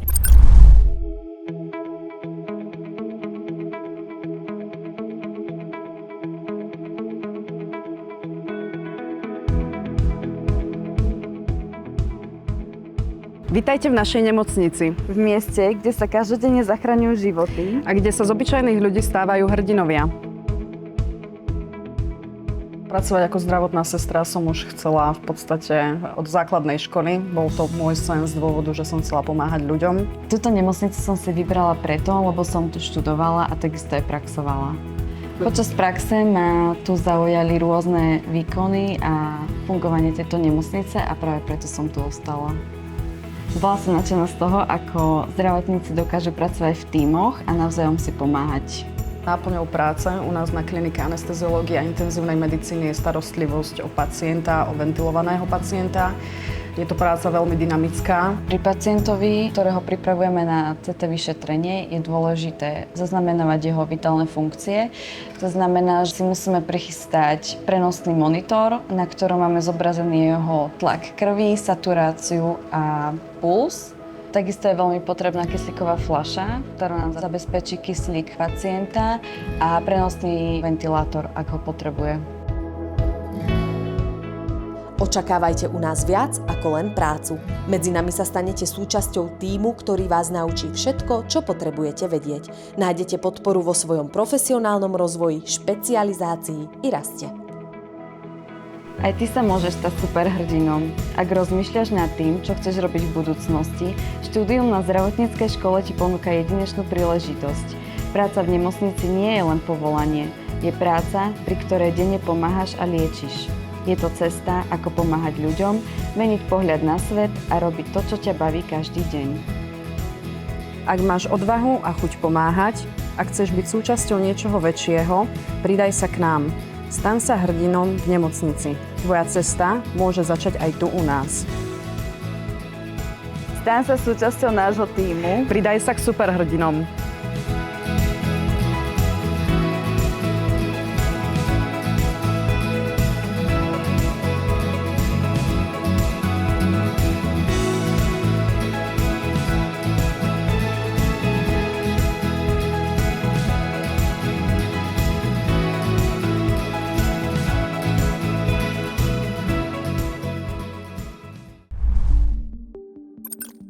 Kým reálne si a kto je človek sediaci vedľa teba? Skús pomenovať niekoľko vlastností, ktoré definujú teba, tvojho kamoša a kamošku. Stavím sa, že ak sa zamyslíte, zistíte, že ste v mnohom podobní, ale aj rozdielni. Toto je v podstate niečo, čo nazývame osobný branding alebo osobná značka.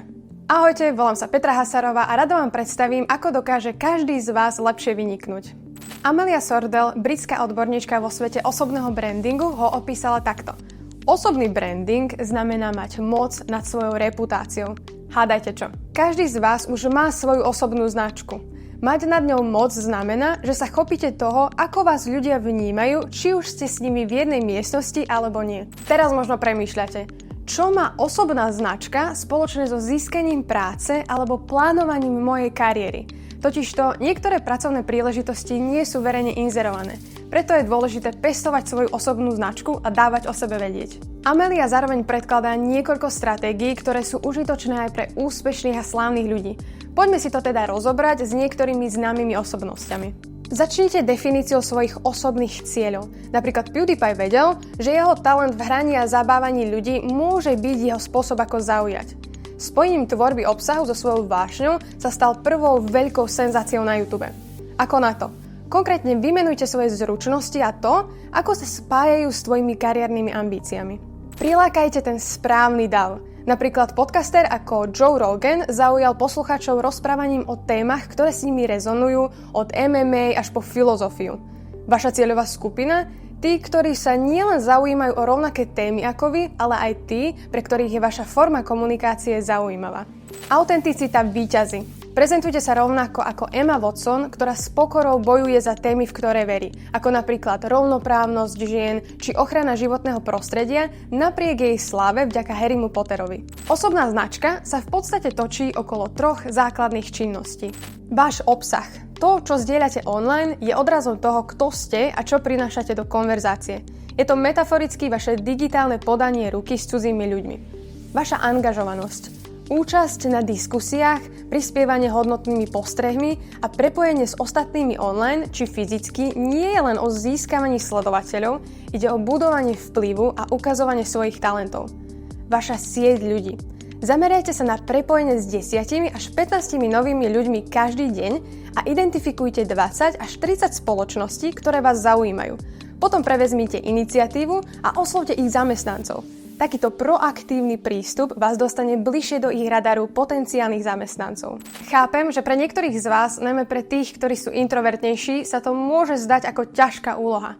Pamätajte však, že ste sa vydali touto cestou na základe svojich silných stránok. Kľúčom je autenticita. Tá priťahuje tie správne príležitosti a zamestnávateľov. Teraz poďme vylepšiť váš LinkedIn profil, bránu do profesionálneho sveta. LinkedIn je vaša VIP vstupenka k úspešnej kariére, pretože má takmer 1 miliardu používateľov. Je to platforma pre hľadanie zamestnania, plnenie si podnikateľských či pracovných cieľov a najväčšia profesionálna sociálna sieť. Poďme teda na vaše herné plány krok po kroku. Odfoť sa alebo použij svoju aktuálnu zaostrenú fotku, kde bude tvoja tvár zaberať cca 60% záberu. Aspoň trochu sa usmievaj, aby bolo z teba cítiť pozitívnu energiu. Ako titulnú fotku si vyber obrázok, ktorý hovorí príbeh o tom, kto si a aké hodnoty zastávaš. Neuvádzaj len názov svojej práce. Podeľ sa o niečo viac o tom, čo ťa poháňa, tvoj profesionálny étos alebo to, čo ťa odlišuje. Použij napríklad technologický inovátor namiesto len junior vývojář softvéru.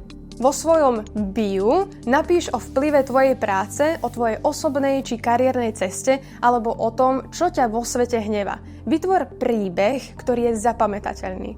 Ukáž, že si tímový hráč či hráčka prostredníctvom skutočných príkladov a príbehov. Nehanbi sa posielať žiadosti o prepojenie po eventoch alebo webinároch. Zameraj sa na 10 až 15 nových prepojení týždenne. Čím väčšia je tvoja sieť, tým zaujímavejšie kariérne príležitosti k tebe prídu. Vypíš svoje zručnosti v sekcii Skills, ktoré sa spájajú s tvojimi kariérnymi cieľmi. Udržuj túto sekciu aktuálnu a dávaj ľuďom endorsements, teda podporu, aby si ju získal späť. Nezabudni na to, že niekoľko solidných odporúčaní, recommendations, môže zvýšiť dôveryhodnosť tvojho profilu. Pochváľ sa akýmikoľvek vzdelávacími kurzami, ktoré máš za sebou, alebo certifikáciami, ktoré si získal alebo získala. Ukáž, že ti nechýba odhodlanie rozvíjať svoje zručnosti.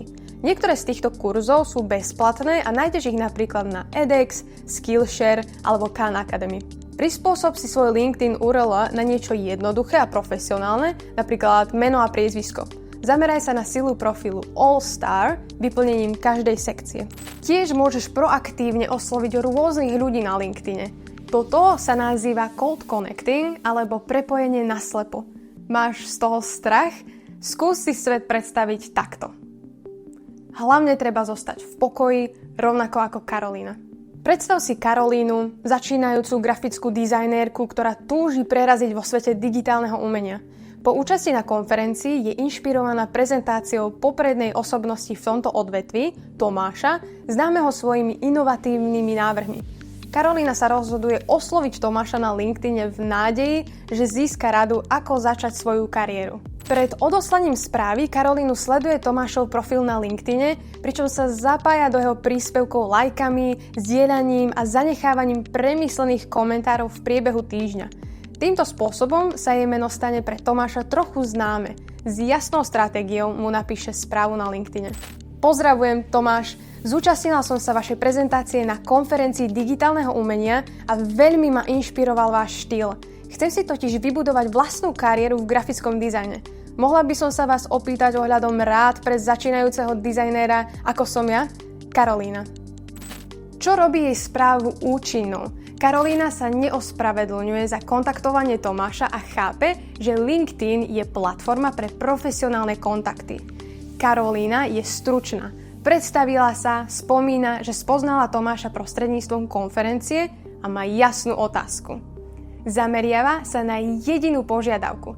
Pýta sa na Tomášove prvé výzvy a hľadá rady. Karolína správa je osobná a odkazuje na Tomášovú prezentáciu na konferencii a to dokazuje, že nekopíruje tie isté správy každému, koho osloví. Po oslovení Tomáša sa Karolína zameria na pracovné príležitosti tým, že osloví náborových pracovníkov vo svojich obľúbených spoločnostiach, ako je Nike. Na stránkach spoločnosti ľudia hľadá tituly ako náborár, získavanie talentov a manažér náboru. Aby Karolína signalizovala svoju pripravenosť pracovať, nastaví svoj profil na Open to Work, otvorená práci. Karolína, ale lepšie povedané Caroline Davidson, potom skončila ako dizajnerka loga pre Nike. No, keby v tom čase existoval internet. Ak by to bolo za čias LinkedInu, toto by bol spôsob, ako si takúto prácu vieš zabezpečiť aj ty. Sú zázraky, ktoré sa dejú len v knihách. A potom sú tie, ktoré robia zdravotníci.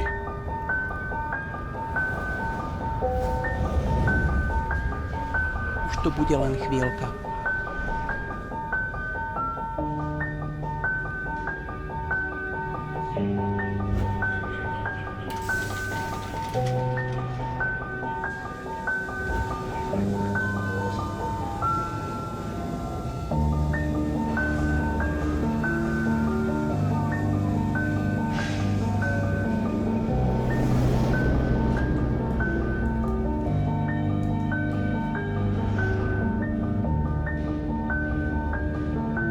Dám vám ešte identifikačný náramok.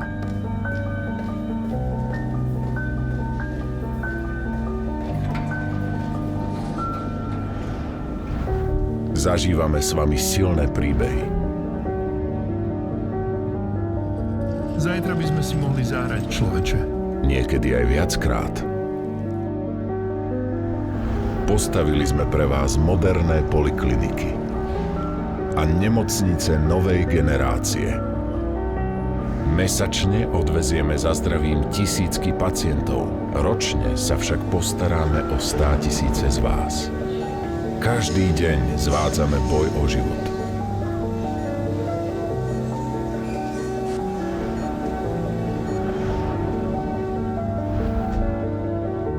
Častokrát aj s vašou pomocou. Liečime vám malé ranky,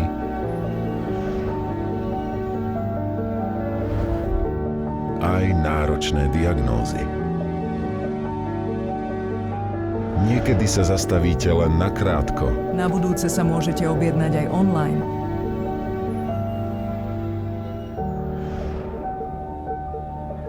Inokedy musíte zostať dlhšie.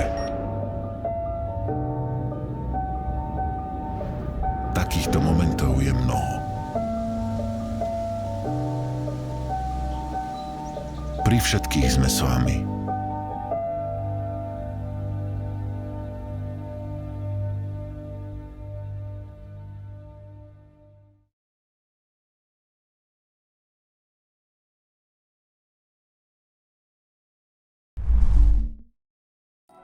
Zručnosti pre 21. storočie. Kto iný by vám to mal povedať ako najzručnejší zo zručných? YouTuber na dôchodku, nech sa páči. A nebojte sa, pomáhal som si s odborníkmi, s chatom GPT, pretože toto tu presadzujeme. Umelá inteligencia ako nástroj, ako pomocník, ako sluha, nie však pán. A tak vám teraz poviem, aké zručnosti sú vhodné, doporučené a dobré pre 21. storočie.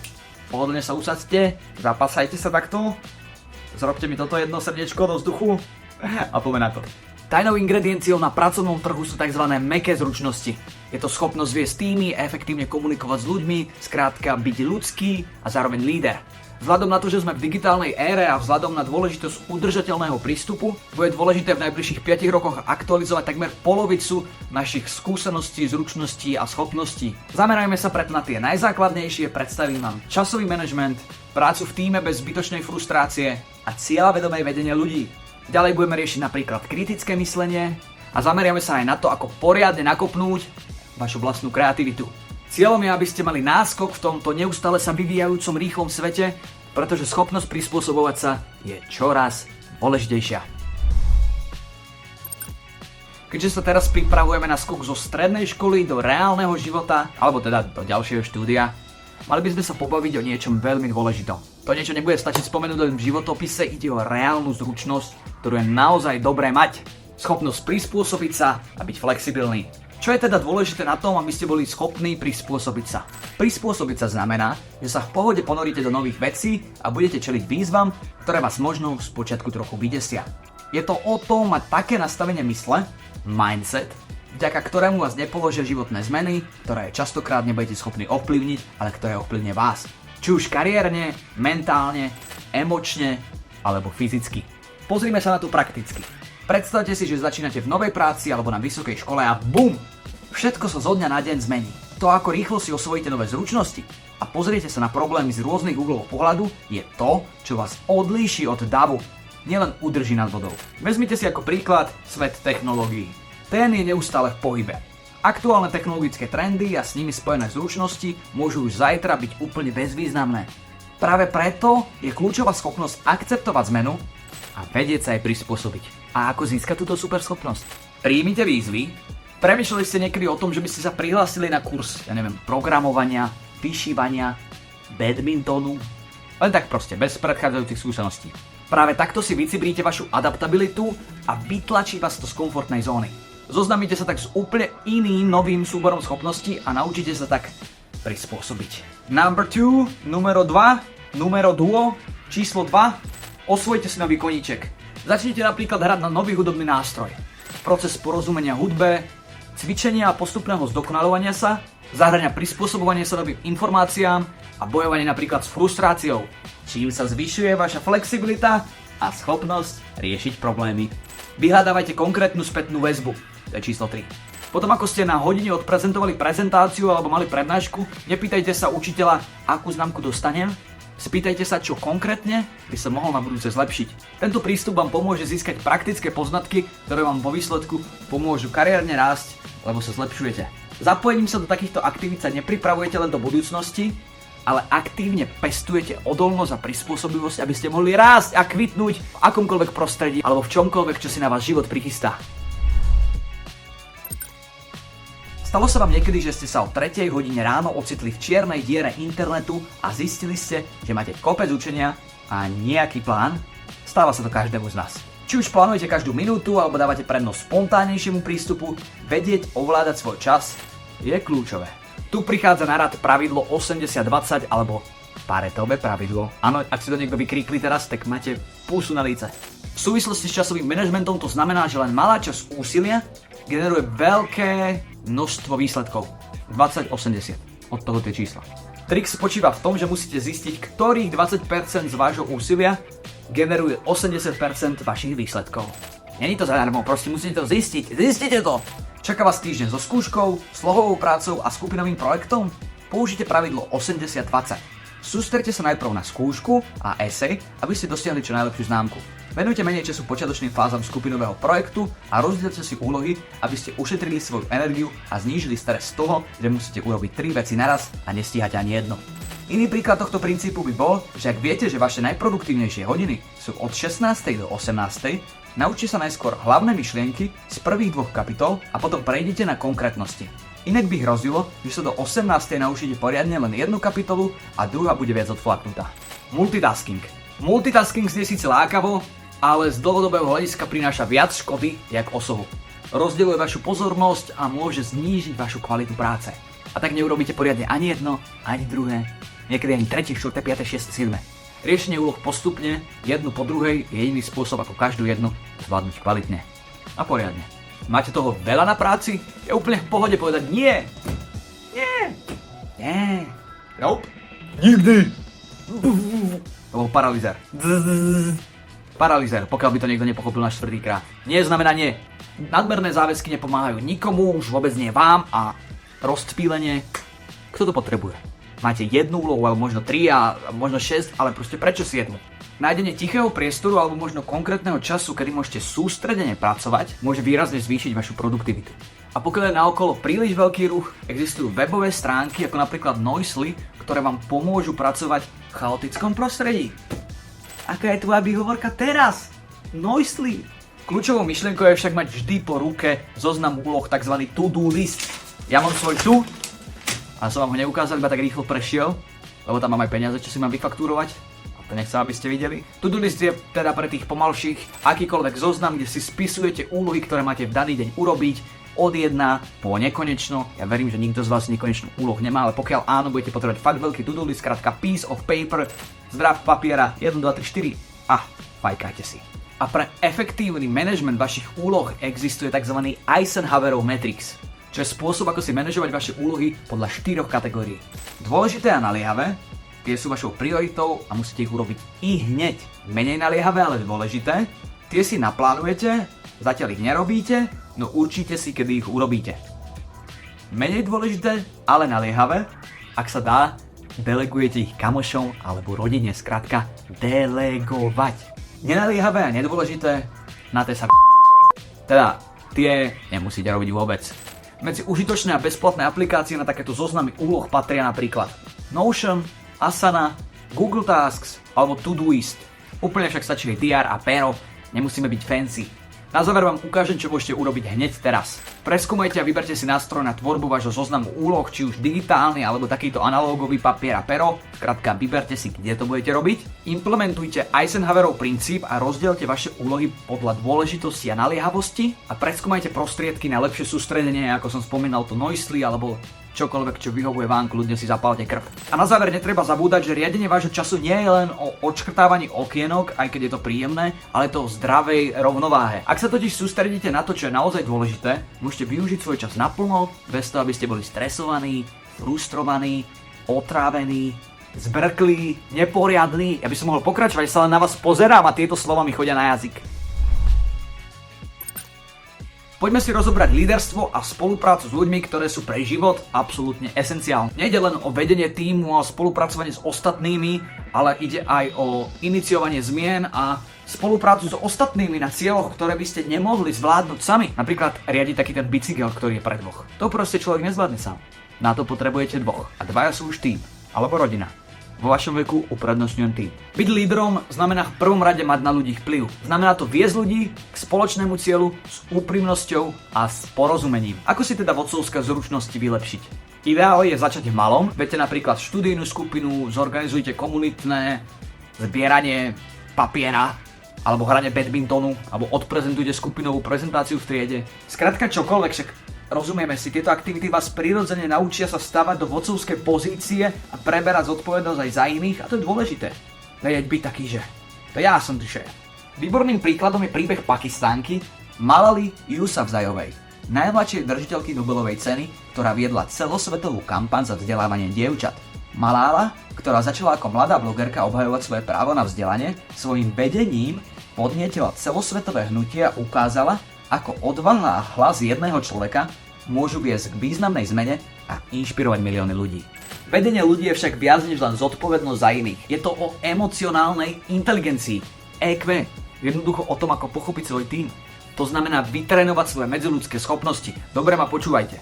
Snažte sa pochopiť reálne problémy vašich tímových kolegov a rešpektujte ich názory.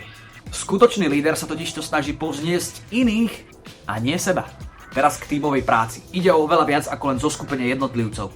Ide o využitie silných stránok a osobitných schopností každého jedného člena. Introverti môžu vyniknúť napríklad vo výskumných úlohách, zatiaľ čo extroverti zažiaria na prezentáciách. Rozpoznanie rozdielov a správne rozdelenie úloh môže zo skupiny spraviť jeden vysoko výkonný tím, niečo jak Real Madrid. Pre špičkovú tímovú prácu je dôležitá aj komunikácia. Hovorte jasne, dávajte konštruktívnu spätnú väzbu a berte kritiku ako príležitosť na zlepšenie sa, nie na urazenie sa. Premýšľajte o skupinových úlohách, vnímajte malé víťazstvá, tešte sa z nich a zisťujte, čo by ste na budúce mohli urobiť lepšie. Tento reflexívny postup je ako keď si športový tím po zápase pozerá, že jak hrali, kde spravili chybu, prečo viac nenahrávali Jude Bellinghamovi. Chápete, skrátka analýza a potom lepšie výsledky. Toto sme pokazili, spravíme to lepšie. Toto bolo dobré, budeme na tom stavať. Prepojenie vedenia ľudí s tímovou prácou znamená určovať tempo a vytvárať priestor, v ktorom každý priloží ruku k dielu. A čo môžeš urobiť teraz hneď? Môžeš zorganizovať študijnú skupinu alebo dobrovoľnícky projekt. To je praktický spôsob, ako si precvičiť vedenie a koordináciu ľudí. Môžeš sa zapojiť do skupinových diskusí. Tam figuruje napríklad počúvanie alebo oceňovanie názorov druhých a tak si cvičíte napríklad emočnú inteligenciu. A na záver ponúkajte a vyhľadávajte spätnú väzbu. Treba využívať skupinové projekty na vzájomnú komunikáciu, konštruktívneho charakteru a rast, taktiež vzájomný. Stručne povedané, vedenie tímu aj tímová práca sa dajú naučiť. Ide o to, aby sme sa zjednotili, vážili si názory ostatných a čelili problémom ako jeden celok. Jak 3 prúty kráľa Svetoplúka, keď sa dali tak dokopy, sa nedali zlomiť. To je tímová práca. A či už ide o 3 prúty kráľa Svetoplúka, športový tím alebo váš školský projekt, tieto zručnosti sú vstupenkou k úspechu v akomkoľvek odvetví vášho života. Keď Neil chodil na dovolenku, často išiel na odľahlé miesto. Vždy keď sa vrátil, mal fantastický nový nápad, ako posunúť jeho firmu dopredu. Raz sa s manželkou vybrali do severných hôr Sierra Nevady a týždeň spali v iglu.